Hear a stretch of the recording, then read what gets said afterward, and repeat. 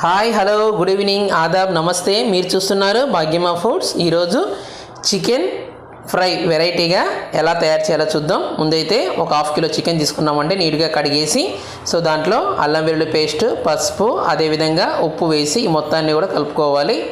కలుపుకున్న తర్వాత దీన్ని స్టవ్ మీద పెట్టుకొని చూసారు కదండి, ఈ విధంగా స్టవ్ మీద పెట్టేసుకొని కుక్కర్ మూత పెట్టేసి ఒక 2 విజిల్స్ వచ్చే వరకు చక్కగా ఉడికించుకోవాలి.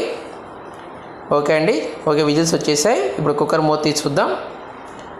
ఓకే అండి, చూసారు కదా ఇది బాగా ఉడికిపోయింది. చికెన్ ఫ్రై ఎప్పుడులా కాకుండా ఇలా చేస్తే మనకి ముక్క తింటుంటే కూడా మెత్తగా చాలా బాగుంటుందండి. తర్వాత ఒక ప్యాన్ తీసుకొని దాంట్లో ఆయిల్ పోసుకున్నామండి. తర్వాత కట్ చేసి పెట్టుకున్న పచ్చిమిర్చి ముక్కలు, ఆయిల్ వేడైంది. ఇప్పుడు దీంట్లో పచ్చిమిర్చి ముక్కలు వేసాం. అదేవిధంగా కట్ చేసి పెట్టుకున్న ఉల్లిగడ్డ